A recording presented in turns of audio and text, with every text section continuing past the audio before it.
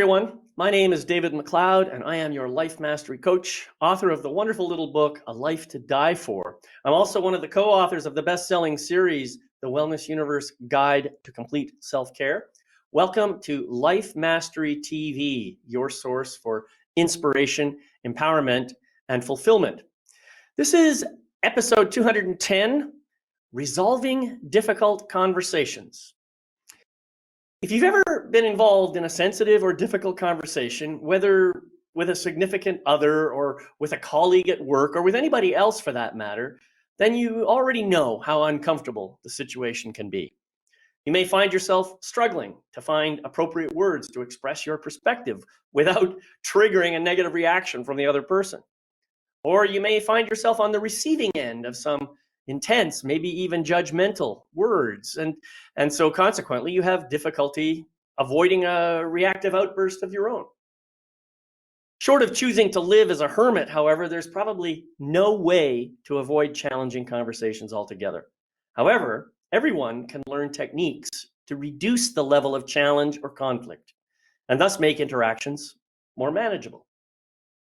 In fact, once you master some of these techniques that we'll talk about today, you may find yourself feeling confident enough that you no longer shy away from difficult conversations and maybe even look forward to them in some way. To help me shed some light on this important life mastery topic, I've invited a transformational and spiritual counselor to join me today. My guest has extensive experience helping people deal with issues in anxiety, grief and loss, relationship and transition. And she has learned the secret of how to rest quietly and comfortably in the vast unknown and to appreciate the mystery and wonder that life is. I'm delighted to welcome Carol Pilkington to join me today. Come on camera there, Carol. All righty. Thank you. And there she is, ladies and gentlemen. Hi, Carol. Thank you so much for being here and welcome to the Life Mastery TV program. I'm delighted to be here. Thank you for inviting me. Now, we were talking a little bit before the recording started about some of the things that you do and that you live in California. And I'm kind of curious, what is it about your life and the path you have taken that led you into working with people in the way that you do, and maybe in this particular case, helping them to resolve difficult conversations? Well, it's been through my own life experience and my own path, my journey of discovering the truth of who I am and uncovering that, and that nothing is personal. It took me a very, very long time to arrive at that, but it's been so freeing. I can't begin to tell you how free I feel from the chains of the dogma and the belief systems that I grew up in, to arrive at the fact that absolutely nothing is personal, not even the people that are closest to me. Because when I began to pay attention and observe the people's behavior around me, I could see that they behaved in the same exact way with every other person. And how can I take anything personally if they are being the way they are, if they're just being who they are with everybody around them, including me? And that's when it struck me at a much deeper level that nothing is personal to me, not anything that my family says or does, no one. And when I arrived at that alone from a family perspective, because those are the most charge-filled relationships that we have, right? Mm-hmm. It freed me from everything in every way to be able to have and be with a person where they are, have conversations with people and just be with them where they are and accept them. Right. Well, I think that's a beautiful place to start. I mean, wasn't it Don Miguel Ruiz who wrote that book, The Four Agreements? And I believe don't take it personally, or don't take anything personally, I think was actually one of the agreements. And it's something that we do tend to do, isn't it? We tend to take things personally, and that's because I think my belief is anyway that it has to do with how we identify with our ego minds rather than with our true essence. And so you also talked about how part of your path was to find out the truth of who you really are. And so I assume that, these two pieces of information that you've shared at the start here are somehow related. So can you maybe share a little bit about how gaining that awareness that what these people were doing wasn't really about you, it was about them, how that awareness shifted how you saw who you really are? It always starts with me, right? It always starts So with it is personal. it is.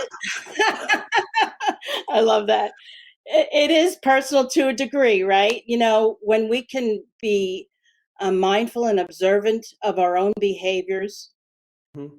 then we can see others more clearly. Because the truth is, from my experience, and I'll always speak from my own experience, not from absolutes for anybody else. So take whatever Right. I say with a grain of salt for yourself. But Sure. from my experience, we are mirrors of one another. We mirror back whatever we feel about ourselves because we look to reinforce those belief systems that we have about ourselves. And so when I began to really take a deep dive into my own psyche, I recognized that I have belief systems that I was projecting out onto others. So if I'm doing that, could it be that we are all doing that? And we are all coming from our own personal reality, our own lens, if you will. And so when I was able to separate that out and recognize that, I was able to be more compassionate with myself and then in turn be compassionate toward others and just meet them where they are.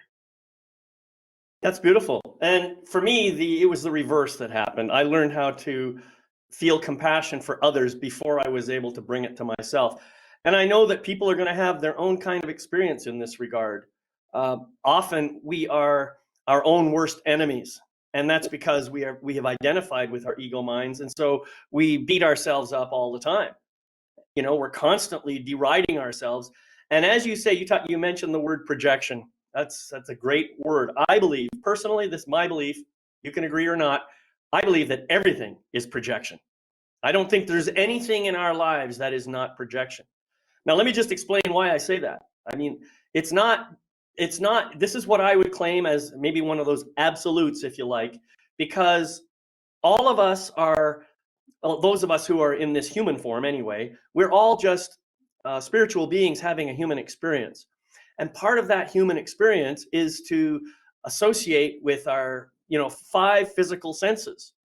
And yet, if you think about what one of your five senses does, any one of them, pick one, doesn't matter which one. But let's choose vision because that one's the most obvious, right? When you see something, you automatically assume that it's out there. But in truth, it's not. Everything about vision is in here. It's all being processed by your brain and your synapses and everything else. It's information that's coming to you. And you could have this exact same experience even if you were the only being in the universe and you were simply imagining all this stuff. You wouldn't be able to tell the difference. And so this is why I say, so when I see you on the camera over there, I project outward that there is a you that's separate from me. This is how I think we all operate on this planet until we go through some kind of situation like you described, where you have an awareness, a sudden aha moment that says, hey, wait a minute, things maybe aren't the way I think they are. Maybe there's something else going on here. And so we start to dismantle those belief systems that are so rigid in many ways for us. We start to dismantle them. And then we realize, actually, nothing I believe is true. Nothing I believe is actually true. It's all just in my head. It's all imagination. So what's the real truth? And this is what I think growth is all about. This is what I think we're all on this planet to do, is to elevate ourselves and to understand the real truth of who we really are. And it isn't that mental thing up here. Anyway, that's just my little rant for the moment. I totally get it, and I agree. There's the agreed upon reality, that which we all render, right? We wouldn't have the trees, we wouldn't have buildings, we wouldn't have the sky if we all didn't render it together. So that's our agreed upon reality. And then there is our individual reality that we live our lives through. Each one of us has our own reality tunnel, so to speak, based on our programming, conditioning, and everything else. So we could sit here and look at two dining room chairs, or one dining room chair, and you could render something totally different than I might render. The characteristics of it, right? That's right. But overall, the chair is there. We both agreed through our agreed upon reality that there is a chair there. Right, exactly. What you're describing reminds me of the story of the 5 blind people who are put to different quadrants of an elephant, and each one has to describe the elephant. And it's really kind of humorous when you think about it. I mean, we all see things from our own perspective. We think that what we see is the truth, and it might be the truth for us, but it's not the whole truth. And that's the point that I think you're trying to make here. And so consequently, everything about our lives is about understanding that we just have a perspective and a position that goes with that perspective. And if somebody else says something that appears to or feels like it's the opposite of our perspective, our ego mind immediately wants to go into defensive mode and say, no, you're wrong and I'm right, rather than thinking, oh, that's an interesting perspective. I wonder where that's coming from. Tell me more. That takes work to get to that place. Yeah, it certainly does. And it takes a lot of, it just takes a lot of conscious effort to recognize that I think this is the point that for me is so important, is seeing other as other. That we are the same and yet we're different at the same time. There's a paradox to the human condition, if you will, being human. There are many, many paradoxes, excuse me, and one of them is the fact that we are the same. Excuse me, I'm going to mute. That little cough we were talking about. So, it's that I lost my train of thought. Help me out here. I was caught by the cough and then the comment about the cough. Well, if it's and that's okay. You know what? Sometimes trains are meant to take a slightly different track. Oh, this is so funny. This never happened before, but that's hysterical. Yeah, I never lose my train of thought either. No matter how old I get, it just doesn't happen. It's too funny. Oh. Yeah, I mean, it's like, so we have, I kind of get what you're going at with this other and one kind of thing. Yeah. I see the perspectives, and I admit that I go through my own, I guess, awareness churnings, I guess, is the way I would describe it, where I do kind of resonate with this whole oneness concept. And at the same time, sometimes I see behavior in other people and I'm thinking, no, that's not me. That's a part that I do not want to accept, And this is one of the aspects, I think, of allness or oneness that puts people off. No, I'm a good person. I would never do something like that. Well, the moment you say something like that, I think you're entertaining your own spiritual ego. Oh, That's what it yes, is, you know. Because let's face it, any one of us is capable of something. All of us are capable of it. that's right.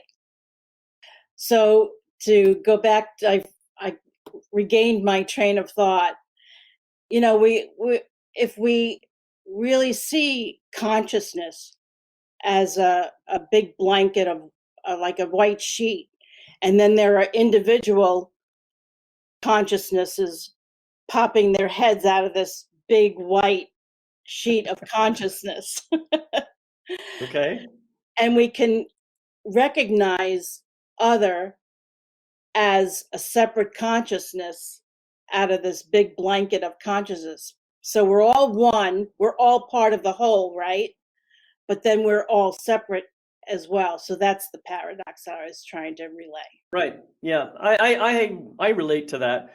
I have my own way of describing it. It's a little different than you, and that's okay too.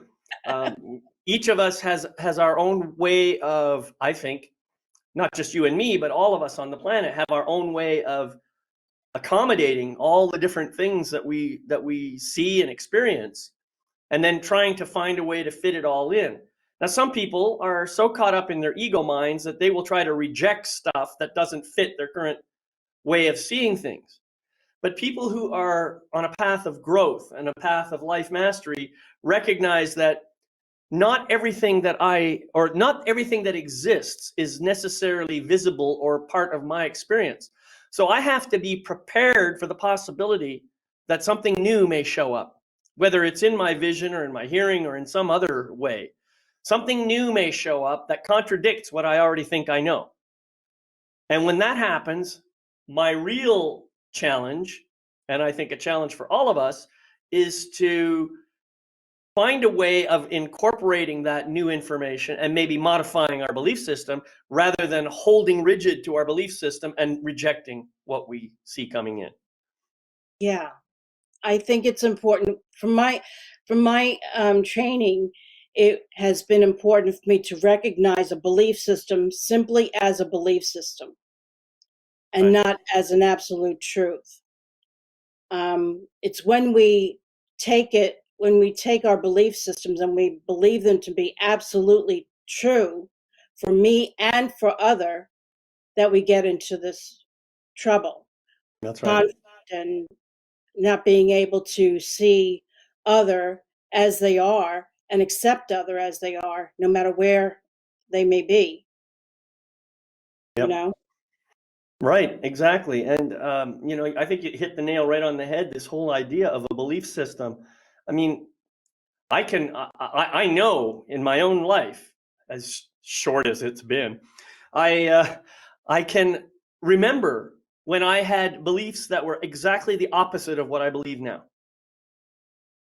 Now, if I had not done the work to grow beyond my ego mind and to work towards transcending my ego mind, that would never have happened. I would have been stuck in those belief systems.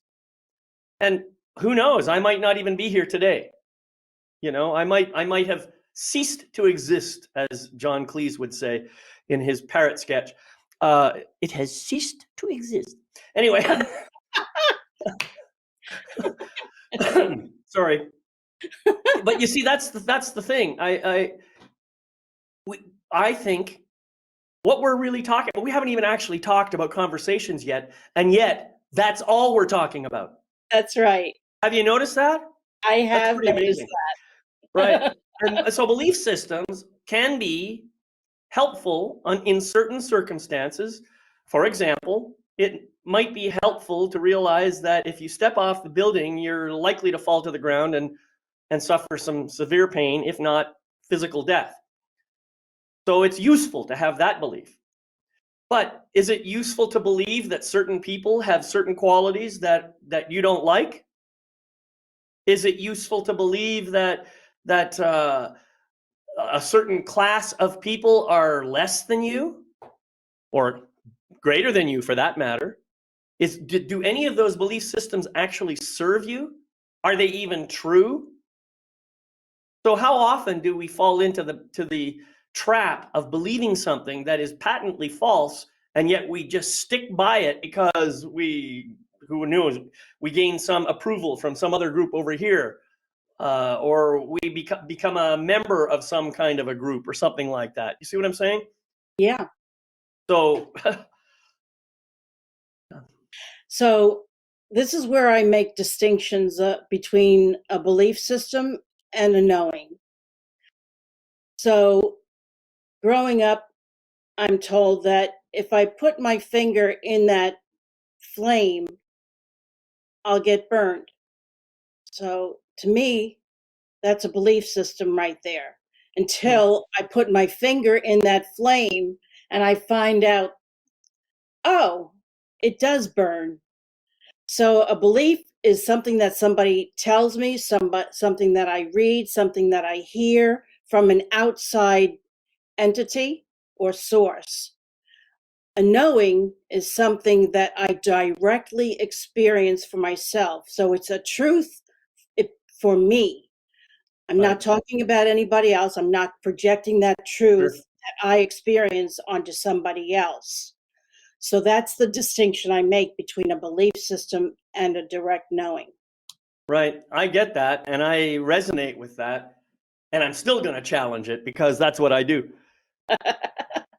So I could just imagine this situation. Okay, my mom says, don't put your hand in the flame because you're going to get burned. And I believe my mom because my mom loves me and she wants to keep me safe.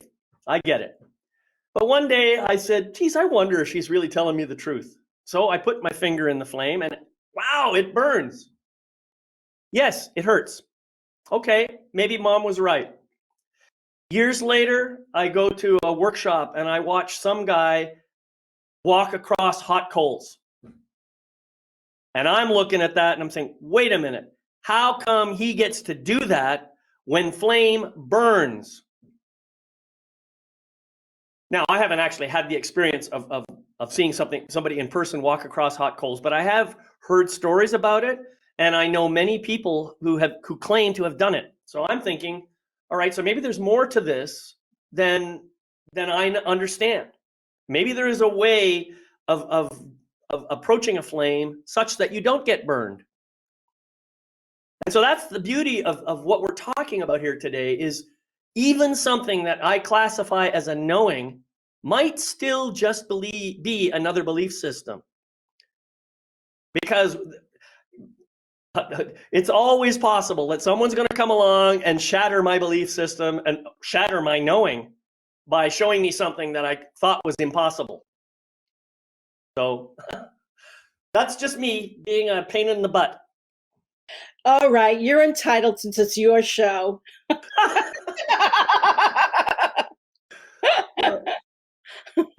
But anyway, that's just No, I something get it. that occurred to me as you were speaking, and I thought, But it's still a belief system about the coals until you directly experience it. about the witch?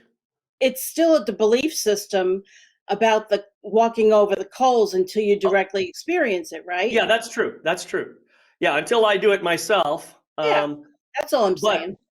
yeah, that's absolutely correct. I'm not arguing that point. I'm just saying that because I see that other evidence, now my previous thing that I called a knowing is in question. Mm-hmm. That's all I'm saying. So, Gotcha. and there's many ways that can happen to us. I mean, I've had that happen to me in many other forms too. Something that I thought was so turn out to be false.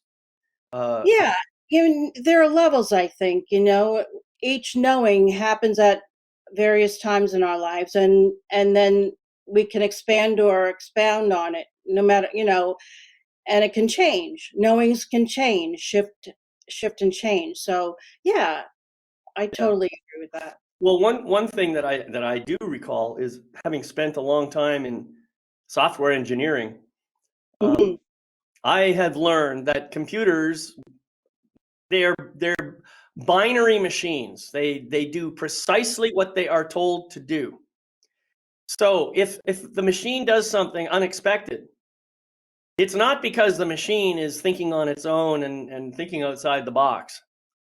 It's because something that I put in resulted in that output. And I might be 100% convinced that the input that I put in was the correct input, only to discover later, oh, oops, I did this. And it might take a long time for me to figure out the reason why the machine's behaving the way it does. Now, nowadays, with all our so-called artificial intelligence, and they have all kinds of fancy names for this stuff, machine learning and everything else, it's a lot harder to demonstrate the direct connection between cause and effect. Like you put in this input and you get that output. There are too many inputs happening simultaneously to be able for the human mind to be able to grok it all. Well, and I'm using your word now. You are. Anyway, that's really my word. right. Yeah.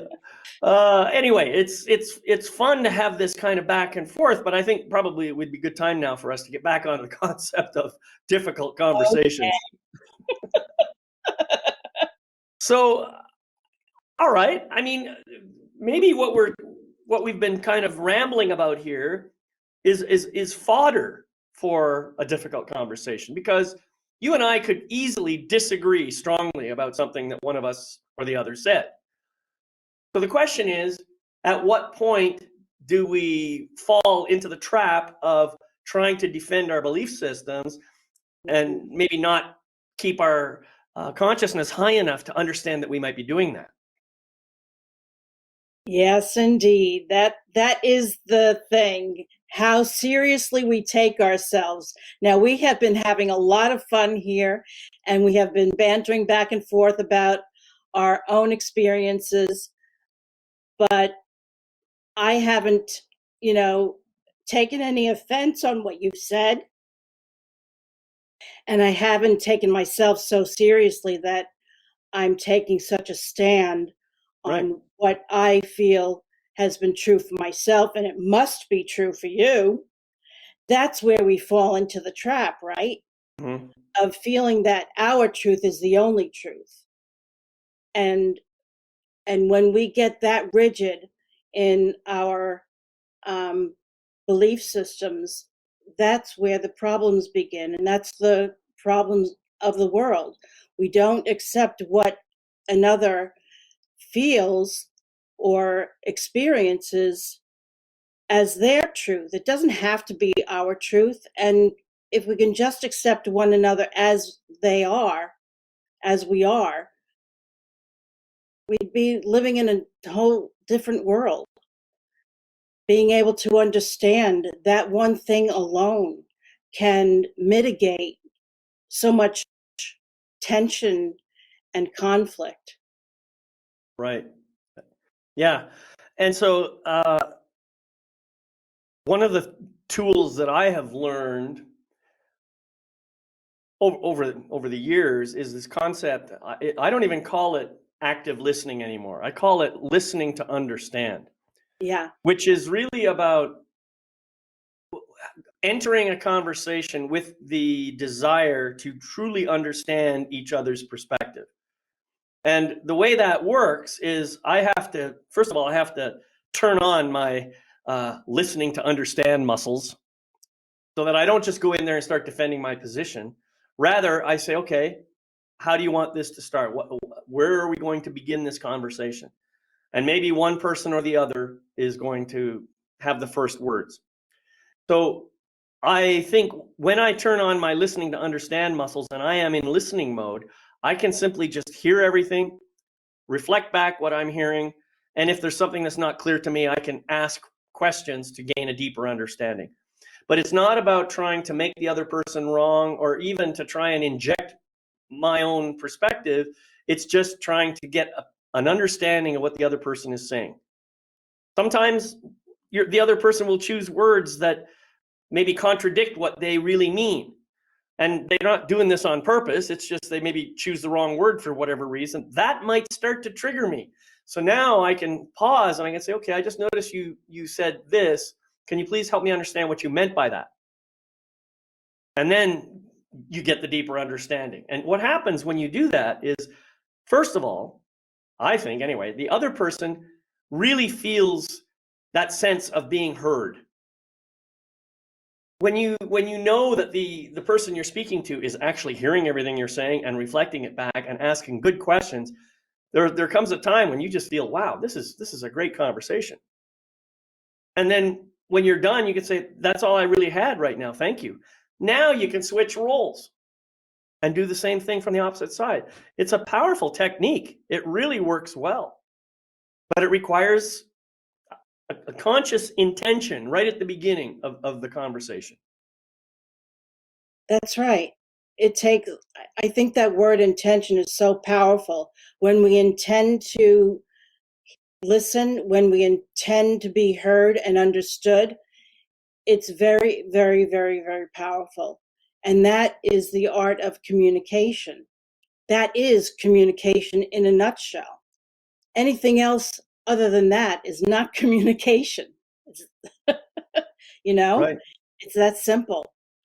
Um, it's the Stephen Covey axiom: seek to be understood, seek to understand, not to be understood, not to be Right. understood. Yep. And that is so powerful. The other thing that I have learned myself is never, or try never, to get into a conversation where you are so triggered that you don't even know what you're triggered about, and then confront a person with that trigger and charge, and it just goes back and forth. Nothing gets resolved. That's right. So conflict lives in us, resides in us, and we are the ones that are in charge and responsible for resolving that conflict. No one else. I know when I say that, a lot of people get pissed off, but it's true. I'm the one That's that. right. And look at the climate that we live in today, where people are saying, well, you're responsible for my feelings. Sorry, no, I'm not. No, I'm not. You are responsible for your feelings. So, yeah, we all have to take responsibility for our own thoughts, words, actions, and emotions 100% of the time. And if we're not doing that, then we're contributing to the problem. Yes, absolutely. And so when I know that I have gotten triggered, I recognize it, and I say to the person, something that you've said, I got reactivated, and I'm taking responsibility for that, and I'd like to hold off on continuing this conversation until I can process it, and then I'd love to come back and readdress it so that I have a full understanding of what's going on here, so that I don't project it onto you. That's taking Yep. full responsibility for Exactly. what I'm feeling in the moment. Right. And that's beautiful. And taking responsibility so that I don't project it onto you. And that is a powerful statement right there. Most people wouldn't even think to say that. Hmm. Most people do not even know the meaning of this projection that we've been talking about. And yet they do it all the time, and we do it. I mean, projection almost always transforms itself into externalized judgment. That is to say, I'm going to judge you as such and such because of this part of me that I don't want to look at inside, this projection that I'm holding on to. And when we do that, we're creating more negativity in the world. We are becoming part of the problem. Hmm. So thank you for saying that. That's a beautiful statement. I really, really like that. Thank you. Yeah. Yeah. The other thing that I say often too is this: when I want to go back and readdress something, I say, this is how I perceived what you said or did. So again, I'm taking full responsibility on how Right. I received something. Exactly. And how can you fault a person for that? You Exactly. really can't. In fact, I admire it when a person can take full responsibility for what they have received and own it I can't ask for anything more than that. Right. I agree with you. Here's how I perceived what you said and how you said it, and then tell the story.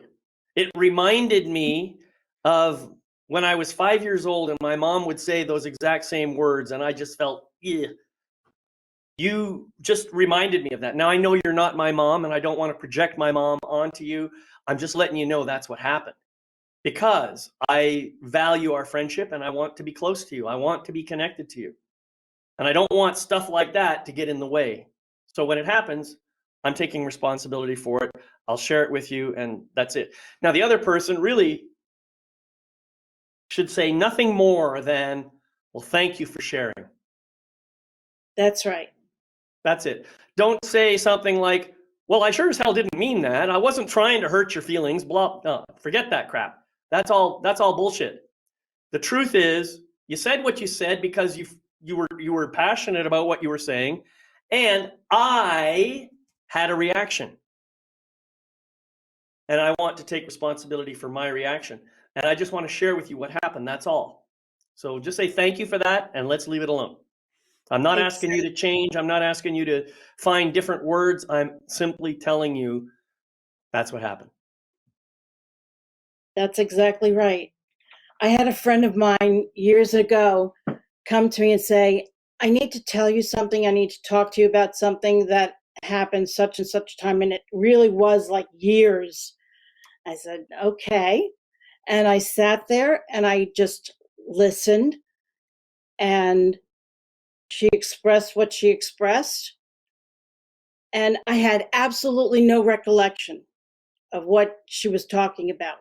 Not a clue, because it was so long ago. And to me, it was water under the bridge, or it wasn't relevant at the time. So it wasn't in my thought purview, right?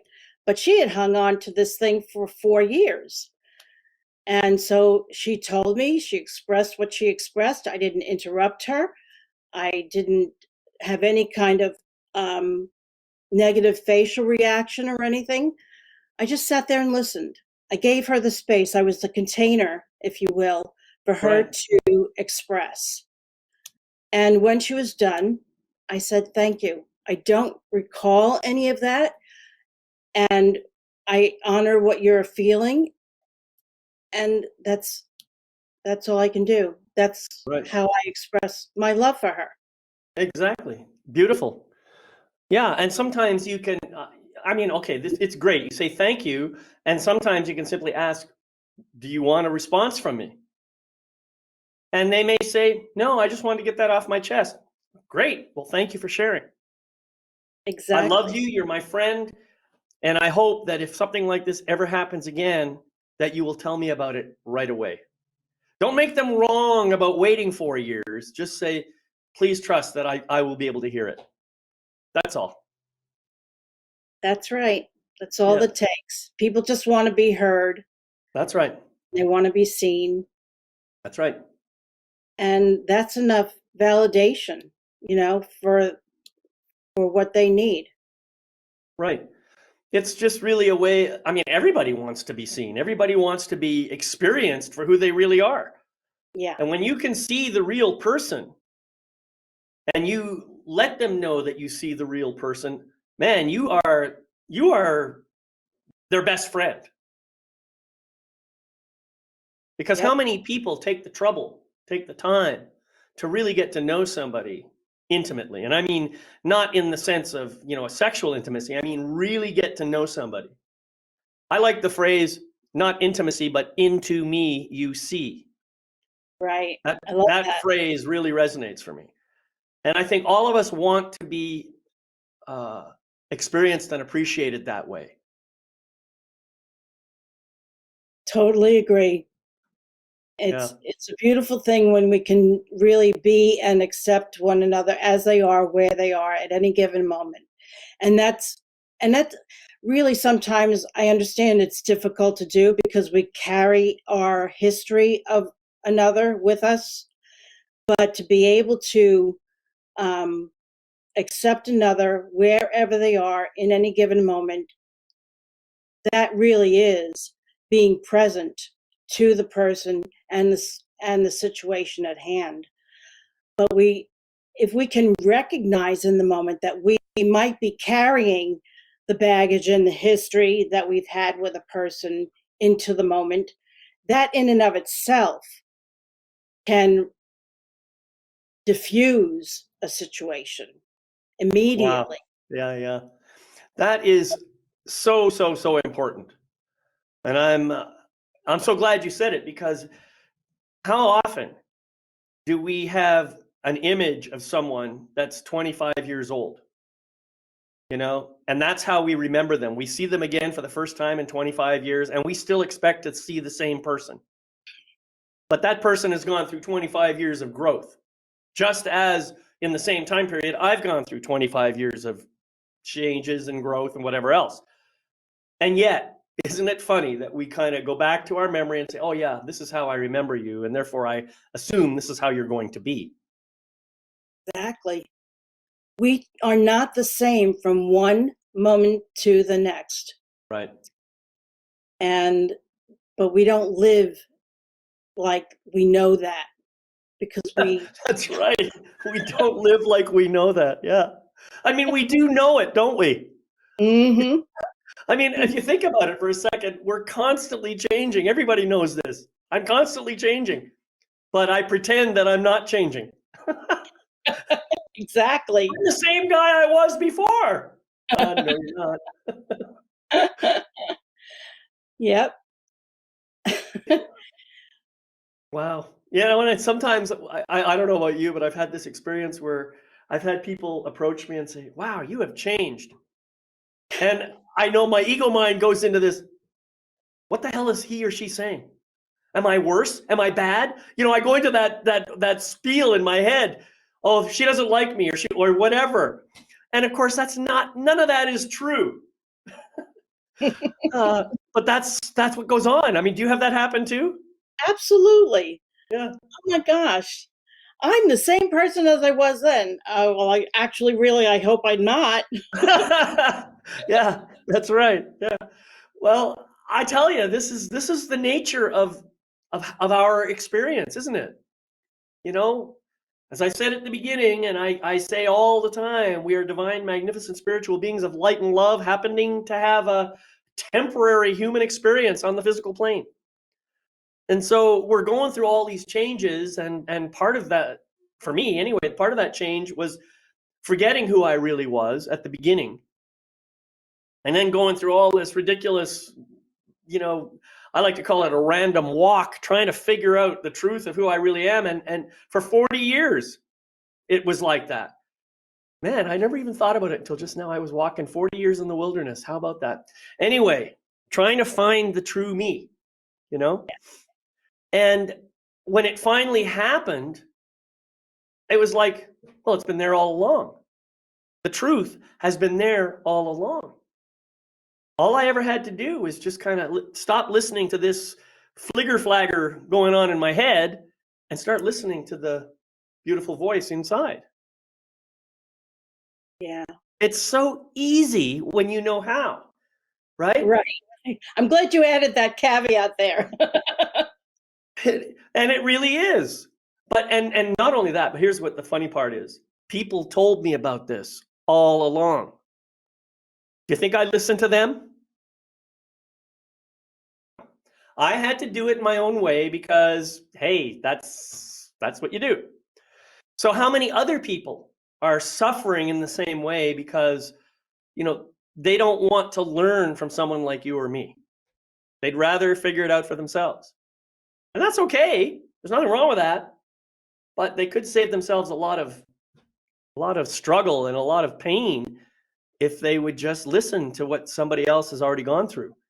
So that's why I keep sharing my message, and I presume that's one of the reasons that you do the same. Absolutely. We're ready when we're ready, or we're not. Yeah. That we can't drag people along against their will. And my experience for myself is that transformation has only occurred or the compulsion to transform has only occurred through crisis. And that's just the nature of being human. It's just the way it is. We don't Right. change. And I'm not talking about changing a location or a hairstyle or language or whatever. That's not transformation. But the will to really go deep and to learn about ourselves and who we really are doesn't often occur without some kind of crisis. And Yeah, I think crisis that's is very relative, true. right? It's not Mhm. your definition of crisis may be different from my definition of crisis. It all depends on, Yes, where we are. that's right. That's absolutely right. I agree with that. And I think that, we talk about uh, pain.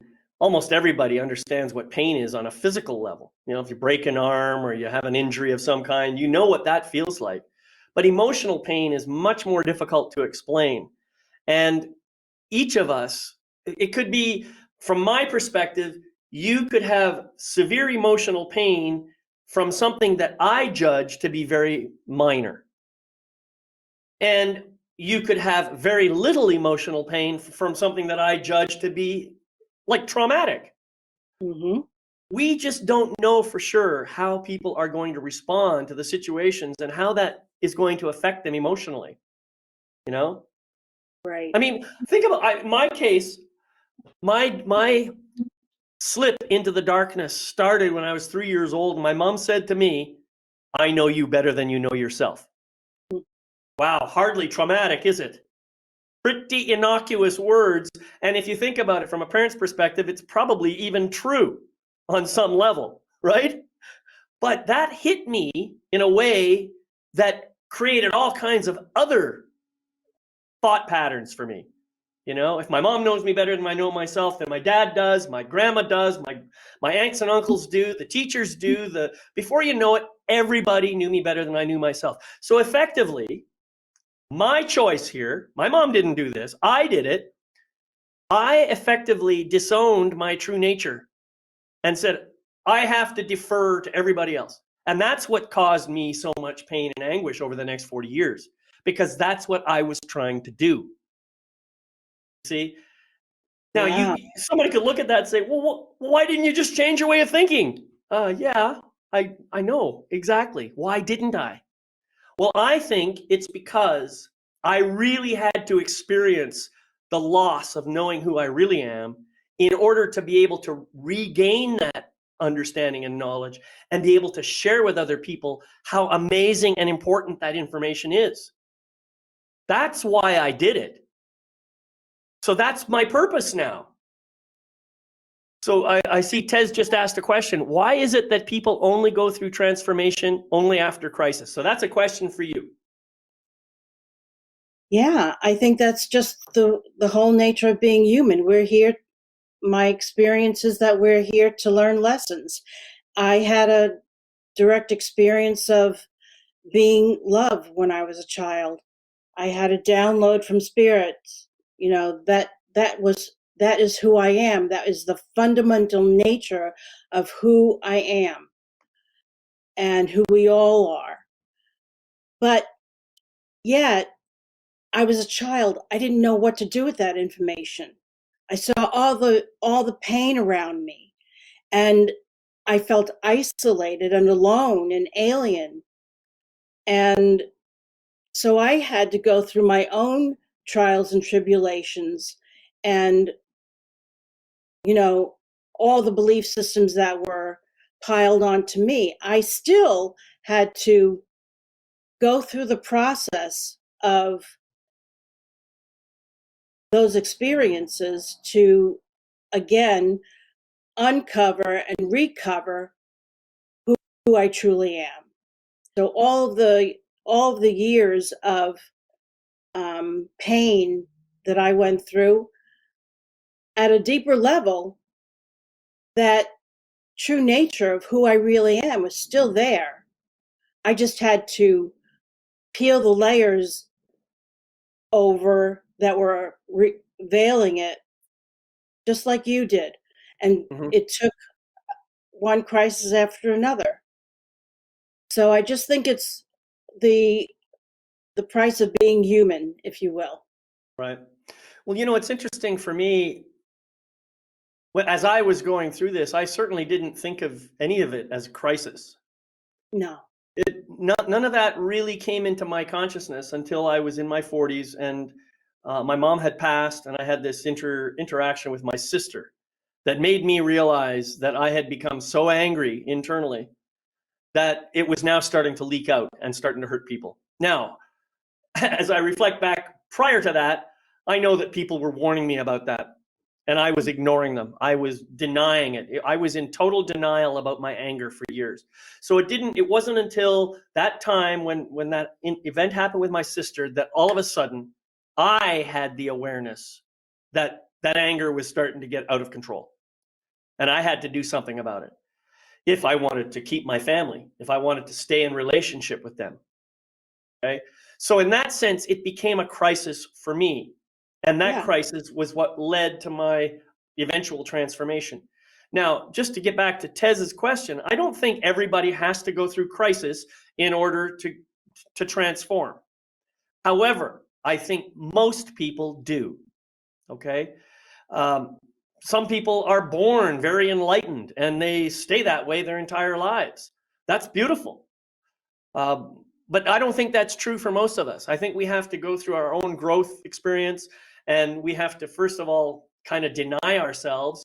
And then, I mean, that's going to look different for every single person, right? Each of us is going to have our own way of doing that. But then it's sooner or later, we are going to reach a point where we're saying, this is not working for me. That might be the point that you call it crisis time. Okay. But as many people have said, a crisis is not just a bad thing. It's an opportunity to do something different. Yeah, exactly. And again, um, crisis is a personal definition.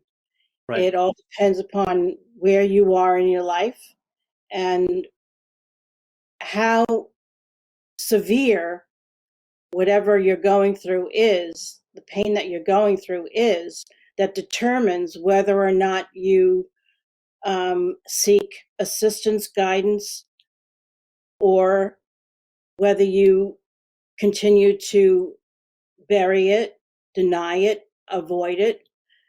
You know, we all have our own crescendo, so to speak, right? Of a turning point of what we do with it, what we do Right. with the pain that we're in. Right. Yeah. Well, as Neil Donald Walsh used to say, or did say in his books, you'll keep doing it until you don't do it anymore. It gets that simple, right? It really is that simple. Uh, and he said that in many different contexts, not using exactly the same words, but that's the same basic idea. Things will keep happening until they stop happening. And what's going to stop them from happening? Well, awakening, awareness, and all that kind of stuff. Tez just mentioned sometimes it feels like there's a huge boulder to make health changes or better habits created. Any suggestion for that? Go ahead, Carol. I think we have to take things a step at a time. We have to really be honest with ourselves where we are and be honest about whether we want to change or not. Be honest with ourselves about what matters. Mm-hmm. And when we can confront that, then we have real choice to do whatever we need to do based on our own needs, not what on others say we need. And so we have to really pay attention to that. What are we being told we need to do versus what we feel we need or want to do? And it really does come down to that. Right. Yeah, that's great suggestions. Um, so we've shared a lot of different ideas about what can happen in a conversation, how a conversation can become challenging or difficult. what kinds of things we can do within the context of a conversation to make things move along more smoothly. I guess one thing that I'd like to cover before we close out is, all right, you're in a conversation now, it's gone south. What do we do now to resolve it? I think what we need to do to resolve it is to recognize that whatever the back and forth is happening, that it is not resolving. And at some point, we have to realize that if we want to maintain a relationship with a person, or even if we don't, it really doesn't matter one way or the other. But at some point, we have to put the plug in it and say, this isn't working out. We're not getting anywhere. We need to either agree to disagree. I just have to back away. Somebody has to back away, right? Someone has to take the initiative to back off. Right.